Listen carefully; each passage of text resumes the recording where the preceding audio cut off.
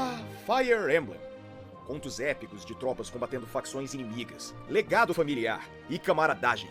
Assim como os games da série Mother, esta franquia existe desde o final da época do Famicom, o Nintendinho japonês. Demorou mais de uma década para sair daquela longa lista de jogos obscuros que só foram lançados no Japão, mas agora é digna de dividir o mesmo campo de batalha com Mario e Pokémon. E com o doguinho do Duck Hunt também, por alguma razão. Tá, eu exagerei um pouco chamando a série de obscura, já que ela é bem conhecida na sua terra natal. E embora o Fire Emblem Awakening de 3DS tenha sido muito popular, ainda tem uma galera que joga Smash Bros, olha pra aqueles personagens com cara de anime e mal sabe de onde vieram. Malditos personagens de anime. Os jogos do Fire Emblem são pioneiros do gênero RPG tático, tipo Ogre Battle e o próprio Final Fantasy Tactics.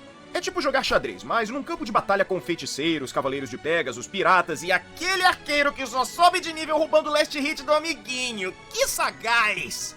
Eles todos foram criados por um pequeno estúdio dentro da Nintendo, a Intelligent Systems. O time até hoje cuida da franquia e também foi responsável por outros jogos de RPG. Ele tinha um cabeça, né? O Fire Emblem tinha um cabeça que era a mente por trás de Fire Emblem. Deu problema, ele saiu, aí ele fez o... Langrisser. Qual que é? Não é Lodosor, não. É Langrisser. Isso, ele fez o Langrisser. Langrisser é tipo Fire Emblem 2. Ou Fire Emblem 0.5, dependendo de como você enxerga. Ele é bem antigo, ele é lá dos anos 90, início dos anos 2000, se eu não me engano, uma parada assim. É anos 90, pelo estilo. Bora de odiador. Ô, Chocolate, tamo junto, cara. Valeu, vamos ver sim. E aí, ele sofreu até um direito autoral da Nintendo. Epa! Irado o design. Sofreu um direito autoral da Nintendo, porque óbvio a Nintendo ia processar todo mundo, sempre que ela pode. Porque era muito parecido, né? Tudo, mas de fato tudo era muito parecido. Por quê? Porque era o fucking criador, que ele teve divergência na hora do projeto lá com a Nintendo, deu merda, e aí ele saiu da Nintendo, da Intelligent Systems, e ele fundou a própria empresa. Tem gente que fala que Langrisser é melhor do que Fire Emblem, tem gente que fala que é pior. Mas ele, de qualquer forma, é menos famoso. Como Advance Wars e uma das maiores conquistas de toda a humanidade, Paper Mario. E estragaram tudo com o Sticker Star no 3DS. AI Narras, da AI um rap de anime de qualidade, reage a Rodrigo Zin, bug. Vamos ver sim, o Black, tamo junto, valeu. Eu sofro até hoje por isso. De qualquer maneira, foram feitos ao todo 14 jogos, mais alguns spin-offs, lançados desde a época do Famicom até hoje. Mas não fiquem intimidados com esse número. Os manjadores aí de jogo Tactics.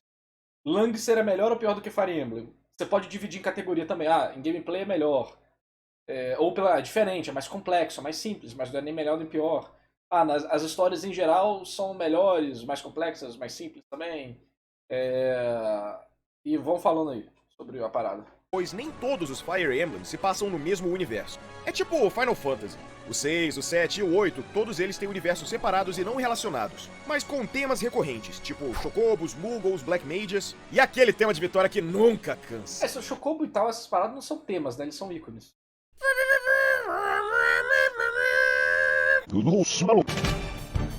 Para não passar tanto tempo citando nomes e mais nomes, junto com as datas de lançamento, eu decidi resumir tudo. O Luca falou que os dois são ótimos. O Langrisser supera na estratégia, então o gameplay dele é mais complexo. Mas Fire Emblem tem uma história mais envolvente. Tudo isso nesta imagem. Todos os jogos estão aqui, e caso queira vê-la numa resolução maior, eu deixei o link na descrição. Todos os Fire Emblem têm suas histórias focadas. Eu conheço Fire Emblem, eu nunca joguei um. Eu joguei um pouco do Awakening, o primeiro de 3DS, e um pouco do segundo de 3DS, mas acabou que eu nunca terminei nenhum dos dois. Era de uma amiga minha. E aí eu tive que devolver o jogo pra ela e tal, aí não deu. Aí eu não joguei. Mas eu gostaria de jogar. Mas eu jogaria full casual, tá? Essa porra aí de morrer permanentemente, eu sou muito casual pra isso. Em política, mitologia e legado familiar, com jovens lordes liderando um exército para proteger nações aliadas e impedir que reis ambiciosos tomem posse de forças divinas. Na sua campanha, muitos aliados vão aparecer e te dar uma força na luta contra o mal. Pode ser uma cavaleiro de Pegasus que apareceu por acaso e te pediu ajuda, ou ainda uma unidade inimiga que conhecia um amigo seu e te deu o braço a torcer. Sendo bem franco, eu adoro ver a interação entre os personagens e em alguns jogos a história surpreende. Mas o que me prende mesmo no Fire Emblem são as histórias que eu crio. Me faz lembrar daquela época que eu era criança. É aquele negócio também, né? Tem, obviamente, como Fire Emblem tem várias entradas, tem jogos que tem histórias boas e histórias ruins, gameplays mais interessantes e gameplays mais simplificados. Muita gente torceu o nariz pro Awakening, eu acho que esse é o nome, né? Ou pro aquele que tinha os clãs japonês e ocidental, por vários motivos diferentes, né? Então, muda muito de gosto pra gosto. O novo lá, da menina que tem cabelo verde e azul, dizem que a história é tipo... Sabe? Então, varia muito com o tempo. É o tipo de franquia que às vezes você tem que jogar mais de um jogo pra gostar. E tem gente que fala que é o Fates, né? Que é do ocidental e oriental. Mas tem gente que fala que Fates é um dos melhores. No caso, o terceiro jogo, eu acho, que junta os dois, não sei. Então as opiniões variam drasticamente, isso que é foda, sabe? E ficava brincando de bonecos com os meus amigos, criando as historinhas e as cenas de luta. E tenham certeza, esta série é desafiadora. Você vai ter que aprender a manusear os seus recursos, distribuir adequadamente a experiência entre cada membro do seu batalhão, e ainda ter que salvar aldeões dos bandidos do lixão. Mas saber que fez um trabalho bem feito é muito gratificante. Apenas seja bem paciente e calculista, senão sua experiência vai ser mais ou menos assim. Não, mas que droga! Que porra é essa? Essa unidade é uma mistura de Kenny do South Park com alguma outra coisa que morre muito, tipo uma barata. Essa unidade só morre no meu jogo, o que me obriga a ficar desligando e ligando o videogame toda santa hora, porque eu quero todos os... Viu? O povo que joga no hardcore faz o quê? Desliga e liga o videogame. Parabéns! Eu prefiro não ter a morte permanente. Personagens vivos e o meu Fire Emblem perfeito! Fire Emblem é um jogo engraçado, né? Porque, poxa vida, ele é um RPG que você não pode upar os personagens. Porque se você sai desbravando o cenário com os personagens fraquinhos, eles morrem! E se eles morrem, eles não voltam mais! E eu acho engraçado como as unidades de Pegasus era pra ser algo incrível, mas qualquer coisinha eles morrem! E qualquer flechinha... Pum! Fora que as armas se quebram nesse jogo! Você vencerá uma espada super poderosa! Você dá 2 golpes nos inimigos e ela se quebra! Isso me dá um ódio! Você não pode upar os personagens, não pode lutar com os personagens fracos e as espadas ainda quebram! Que raio de jogo é esse? Ele não quer que eu jogue? Esse jogo me dá ódio! Eu odeio ele! Mas vou continuar jogando porque eu odeio as coisas! O seu Game Boy eu joguei longe! Ele tá intacto, então fique tranquilo! Sim, vocês ouviram muito bem o odiador. Não tem esse papo de reviver as unidades. Se o HP chegou a 0, dê adeus a um aliado que podia ter feito história nessa guerra. E se for um protagonista, então... olha... Digamos que não tem espaço para um paradoxo temporal nessa história, tá bom? Você vai ter que repetir o mapa por inteiro. Aqui suas ações têm peso. As vidas dos seus aliados estão em suas mãos. Ao menos que esteja jogando no modo casual do Fire Emblem Awakening. Sim! Olha, Smash Bros, sem dúvida... E mesmo assim eu tento fazer a parada o mais correto possível. Ué, qual que é o problema? Mano, felizmente eu não preciso justificar a minha, sei lá, carteira gamer. Eu tenho um trabalho, eu ganho dinheiro, eu me sustento. Tudo bem que eu estou morando com os meus pais, mas é temporariamente. Eu vou ter que falar, não, eu jogo no modo hardcore do Fire Emblem, eu sou muito foda. Pelo amor de Deus, porra. Atenção do ocidente para essa série. Mas foi também graças ao Tem mais o sucesso que fazer do que gastar 500 horas no videogame, porra. Advance Wars que a Nintendo percebeu que esse estilo de jogo era bem-vindo neste canto do mundo. Vamos agora falar um pouquinho de Smash. No Super Smash Bros. Melee de GameCube, Marth e Roy deram as caras para inúmeros jogadores que pouco se importavam com suas origens e só ligavam mesmo para fazer aqueles combos loucaços. O Marth é o ícone da franquia e o Lorde no primeiro e terceiro jogos, que saíram respectivamente para Famicom e Super Famicom. Ambos receberam remakes para o Nintendo DS, o Shadow Dragon e o New Mystery of the Emblem, Heroes of Light and Shadow. Eu ainda vou terminá-los, mas, pelo que eu pude avaliar, a história de ambos é bem... ok... E o gameplay do primeiro não empolga muito, apesar de ter aqueles que gostam. As versões originais e o New Mystery of the Emblem nunca saíram do Japão, mas como sempre, fãs apaixonados traduziram as ROMs para nós. Para quem quiser saber mais de Fire Emblem, recomendo ver o streamer Rafa Valente. Isso, propaganda dos outros na minha live, mano. Tá maluco? Isso. Sobre o segundo jogo, Fire Emblem Gaiden, ele é aquela continuação bizarra, tipo o Zelda 2 e o Final Fantasy 2. Trouxe inúmeras mudanças a tudo aquilo que o original introduziu, ainda que mantivesse alguma identidade, mas não repercutiu tanto. Mesmo na fanbase, não é todo mundo que tem uma admiração por esse título. Mas enfim. Roy, o jovem cujo sangue ferve tanto quanto a sua espada sagrada, curiosamente apareceu primeiro no Smash Bros. A inclusão dele serviu meio que para promover o lançamento do seu jogo. Fire Emblem Fuin no Tsurugi, ou A Espada dos Selos, traduzido, chegou às lojas do Japão um ano depois do Melee, em 2002. Esse aí foi o primeiro título portátil da franquia. Smash Bros. Melee de 2001, do GameCube. Caralho, nunca que nenhum brasileiro tinha acesso a um GameCube em 2001. Para o Game Boy Advance, e o sexto jogo até então. Ele é legal. Foi feito essencialmente para os jogadores que já conheciam a franquia até então. Ou seja, esse aqui não é um bom primeiro Fire Emblem, já que ele não vai te dar indicações ou segurar sua mão. No Super Smash Bros. Brawl para Wii, entraram mais Lords! Indo contra a sutileza da esgrima do Marth, o Ike é o espadachim pesada. O cara tecnicamente não é um Lorde, mas comanda uma banda de mercenários com o seu pai, Gryle, no Fire Emblem Path of Radiance para GameCube e no Radiant Dawn para Wii. Os dois jogos são ótimos e te passam muito bem as mecânicas da série. Mas se você for um cara que gosta de ter os jogos originais e tal, vai ser meio difícil, porque você vai ter que descolar um GameCube e 2 jogos bem raros. E se baixar videogames não pesa na sua consciência, então pegue a ISO dos dois e dê uma jogadinha no seu Wii. Por que baixar jogos iria pesar na minha consciência? HyperAtex, ou ainda no Dolphin, o emulador de GameCube para PC. Nem todos os personagens do Smash são jogáveis, alguns são Assist Trophies, que funcionam tipo Pokémons. E um deles é a espadachim de cabelo verde, a Lyn. Ela, junto com Eliud e Hector, compõe o trio de Lords do Fire Emblem de Game Boy Advance. Esse jogo não teve um subtítulo em inglês, pois foi o primeiro a sair no ocidente. Chamado de Reka no Ken, ou Espadas Flamejantes no Japão, a história se passa uma geração antes do Binding Blade, tanto que o Eliud é o pai do Roy. Vai, filhão! E olha, sinceramente, é um dos melhores Fire Emblems em toda a franquia até então. Tanto que os primeiros capítulos te ensinam detalhadamente tudo o que você precisa saber. Saiu pro Game Boy Advance e na eShop do Wii U, mas eu não te culpo se quiser baixar uma ROM no computador. Ainda no Brawl, você podia coletar adesivos para fortalecer cada personagem jogável naquele modo história, o Subspace Emissary. Que por alguma razão não trouxeram de volta do Smash. E dentre as centenas dos adesivos, existem aqueles dos personagens do Fire Emblem que saíram nos Estados Unidos. Inclusive a dupla de irmãos, Eirika e Efraim, do Fire Emblem The Sacred Stones, também para Game Boy Advance. Em termos de mecânica, o jogo não mudou muito em relação ao Reka no Ken, mas tem um mapa explorável, similar ao Super Mario World, e os personagens agora podem evoluir entre 2 classes diferentes. Olha, o jogo é divertido como todo bom Fire Emblem, mas a história é muito fraca. Alguns jogos ainda não foram representados no Smash Bros. E dentre eles eu cito o 4º e o 5º da franquia. Fire Emblem Genealogy of the Holy War saiu no finalzinho da vida do Super Famicom em 96, e mesmo sendo reconhecido apenas dentro da própria fanbase, é considerado um dos melhores. Os mapas são imensos, demorando até mais de 1 hora só no prólogo para fechá-lo. E sua história ambiciosa, dividida entre 2 gerações, é um marco não apenas para a franquia, mas para toda a mídia dos videogames. Por colocar a maioria dos reinos visitados não exatamente como vilões, mas como oponentes com motivações próprias, que pelo infortúnio do destino precisaram te enfrentar. Genealogy of the Holy War é o meu Fire Emblem favorito.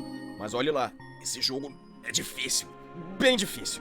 Jogue se você tiver muita paciência e o Sigurd é o melhor Lorde, quero nem saber. Já o 5º jogo, Trakia 776, saiu em 1999, ainda no Super Famicom. Distribuído originalmente pelo Satellaview, um serviço de distribuição de jogos da Nintendo via satélite. Sim, a parada era limitada mesmo. E mais tarde num cartucho ultra raro. Este aqui se passa no chat, o Genealogy of the Holy War? Pois, mas na metade do Genealogy of the Holy War. Leaf, o protagonista da trama, é o sobrinho do Sigurd. E digamos apenas que ele passou por muito perrengue. Porque Trakia consegue ser mais difícil que Genealogy. É possivelmente o game mais difícil em toda a franquia, com um sistema de cansaço entre os capítulos e alguns mapas enevoados. Eu não preciso nem dizer. Só jogue se for aquele fã apaixonado. E agora, no Smash de Wii U e 3DS, os Lords que salvaram a franquia deram as caras. Robin, o seu avatar customizável, Lucina, a espadachim misteriosa e nova musa da franquia, e até o Chrom, que faz uma aparição especial, vieram do Fire Emblem Awakening, do 3DS. Foi o jogo que mais vendeu em toda a história da franquia, e o responsável por tirar a série de uma crise. Desde o Foi o primeiro que eu realmente joguei. of Radiance, os jogos não estavam rendendo lucro para a Nintendo, mesmo em sua terra natal. Vendo que não podiam continuar publicando regularmente a sua franquia, eles deram uma última chance à Intelligent Systems, e como resultado a equipe trouxe de volta todas as mecânicas que cada game da série apresentou, te deu a possibilidade de baixar literalmente qualquer personagem como um extra separado da história, e o seu avatar, seja homem ou mulher, poderia se casar no jogo. É um simulador de waifus. E a Cordélia é a minha pitanguinha, tá bom? Fica na tua. E após mais de um ano repleto de atualizações, o Smash finalmente teve seu elenco completo. Bayonetta veio para arregaçar a competição com seus combos roubadíssimos. E representando o novo jogo da série, Corrin entra em cena, tomando o posto que seria do King K. Rool, Shovel Knight ou até a Shantae. Podendo ser homem ou mulher, a espadachim dracônica é estrela de 3 jogos compondo uma grande história. O Fire Emblem Fates foi dividido em 2 versões. Birthright, que é focada no reino de Hoshido, obviamente inspirado no Japão feudal, e na versão Conquest, com o reino de Nor, que seria uma nação antagonista típica da franquia. Mas diferente de Pokémon, cada história segue um caminho próprio, não se limitando apenas à narrativa, mas ao gameplay também. Hoshido é mais fácil e com missões mais simples, enquanto Nor é bem mais casca-grossa e exigindo objetivos diversos entre os mapas. É, tipo, isso... Eu entendo, talvez, o que eles quiseram fazer, no caso, ganhar dinheiro, né? Mas, porra, é meio que tipo, eu sou iniciante no Fire Emblem. Mas se você gostou da estética de do Nor, e achou a história do Nor mais interessante, você é obrigado a jogar esse de Hoshido aí, pô, meio que tiro do pé, sabe? Já a terceira e última história é uma DLC intitulada Fire Emblem Fates Revelation, que narra uma conclusão para ambas as histórias, e revela mais detalhes sobre a nossa protagonista. Os jogos acabaram de sair na versão ocidental, e se tiverem um 3DS e uma grana para descolar, podem comprar, porque esse jogo tá no ponto. Esses são os heróis que adentraram no Coliseu dos Guerreiros da Nintendo. Podem ter certeza que futuramente teremos novos lutadores em um jogo novo do Smash Bros. Mas até lá, eu lhes dei... Esse jogo teve vários problemas no ocidente, principalmente que eles removeram uma feature inteira. Ter momentos mais íntimos com os personagens. Você podia fazer carinho neles com a Stylus, né? Passar a mão na cabeça. Sim, obviamente, você podia passar a mão no peito das meninas. Só que ela só fazia tipo, ai, para, sabe? Tipo, ai, cosquinha. Não tinha nada, né, erótico. Aí eles foram lá e removeram. E aí isso foi uma das primeiras vezes na internet que começou o debate no nível que tem hoje em dia da reclamação sobre retirar conteúdo do jogo. E das pessoas falando, isso aqui é bater punheta. Sendo que... Quem é você, tuiteiro, para determinar pode ou não estar no jogo, né? Quem determina isso? Por que um burocrata ou um surtado determina qual que é o diálogo que eu posso ler ou qual mecânicas que eu posso ter no jogo? É o tipo de coisa que você está removendo o conteúdo de um produto e mantendo o mesmo preço ainda, né? É a pior coisa que tem. Aconteceu isso recentemente com os Skullgirls.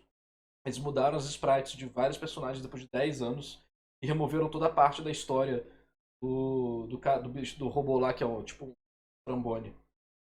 Porque era ofensivo. E a história dele, tipo, ele foi um experimento nazista e tal, e ele se rebelou contra os nazistas, que fizeram um monte de maldade com ele, e removeram tudo isso da história. Apagaram, literalmente. É como se o autor tivesse vindo na sua casa de um livro, rasgado as páginas, sabe? Jogado fora do livro que você comprou. E isso começa a gerar várias coisas, né? Porque é uma invasão de privacidade. Começa, tipo, comprou um produto, e aí eles retroativamente mudam o produto e você não tem direito a nada. A discussão mais interessante disso aqui é: o que significa ter algo digitalmente? Você não tem. Esse é o ponto. Se você compra algo pode ser tirado de você a qualquer ponto, você não comprou aquilo. Isso tem uma questão de permanência de itens digitais e outras coisas. Então são várias discussões que foram levantadas, começaram a aparecer hoje em dia. E a instância sempre foi bem clara. Eu quero que o produto seja da forma que o autor desejou. Se o autor quer que o produto seja de um jeito que eu não gosto, eu não vou mudar o produto para me agradar. Eu não vou comprar. Só isso. Não tem por que eu mudar algo que eu não gosto. Eu não vou interagir com aquilo. Então, a galera que defende que remova essa parada de que teve de Fire Emblem, eu discordo. E quem é você para determinar o que é correto ou não para eu consumir? posso garantir que tem coisas que eu acharia que seria errado você consumir. Mas se eu cortasse, você ia ficar bravo. Então, pra mim, assim, você pode falar na internet que você não gosta, você pode boicotar, você pode fazer tudo isso. Pode até encher o saco da empresa pra ela remover. Eu acho isso válido. Só que também é válido você encher o saco da empresa pra falar, mano, não vai remover não. Se remover, eu não vou consumir. Então, isso é normal. Eu só acho que o argumento moral de tipo, é um espantalho, né? Ah, você quer isso, logo você é um peteiro, fascista, tarado, qualquer coisa, né? Esse é um espantalho enorme, porque a pessoa não tem um argumento real, porque ela não é o padrão da moral e dos bons costumes. Mesmo que fosse, isso implicaria que, além de tudo, ela teria que manter esse padrão moral, que essa pessoa obviamente não tem, porque ninguém é constante com isso. E que ela está dando carta branca para que as pessoas que estão no poder ou que têm mais influência façam a mesma coisa com ela. As pessoas esqueceram que os anos 2000 foram regados a, tipo, igreja falando que Pokémon é do demônio, que Yu-Gi-Oh! É do demônio, que é do demônio, que anime é do demônio. Gente, na sua escola, cara, a professora pegava a tua carta e jogava no lixo. Cara, isso é destruição de propriedade privada. Cara, se tivesse... Felizmente não aconteceu comigo. Mas a quantidade de história que tem na internet é enorme. Nossa, eu ia fazer meus pais dar destruir a escola, mano. Tá maluco pegar minhas coisas e jogar no lixo? Que isso, cara? E aí hoje em dia meio que as pessoas fazem a mesma coisa, replicam esse comportamento. Só que acham ruim quando faziam no passado. Isso é muito bizarro. Deixo minha recomendação. Comecem pelo Rekka no Ken, do Game Boy Advance, Path of Radiance, do GameCube, ou ainda pelo Awakening, do 3DS, que sinceramente é o melhor Fire Emblem para você conhecer a franquia. Existem muitos outros spin-offs, e recentemente o Genei Bunroku, #FE, foi coproduzido pela Atlus e é basicamente um Persona com Fire Emblem e uma pitadinha de Love Live no meio. O jogo não tem nada a ver com as nossas expectativas, mas pelo que eu li ele é divertido, ele tá bem feito. Então eu vou dar uma chance, eu acho. Tá muita palhaçada, mas eu ainda vou jogar. Pois bem. É uma história de idol que você invoca personas que são personagens de Fire Emblem. Eu espero que vocês tenham curtido o vídeo. Eu sou o odiador do canal Colônia Contra-Ataca e eu estou obrigando a você a se inscrever nesse canal, pois o Jojorama tem um cabelo tão magnífico quanto o meu, né? Não, olha o cabelo dele, olha o meu cabelo. Os cabelos são o que faz tudo ficar mágico, cabelo comprido, Se inscreva no canal desse cara aí, é uma ordem. Eu sou o odiador e eu odeio as coisas, inclusive esse canal aí, eu também odeio tudo, Opa, valeu por assistir até o fim. Eu gostaria de agradecer ao Sr. Will. Bacana o vídeo. Bueno. Vamos lá.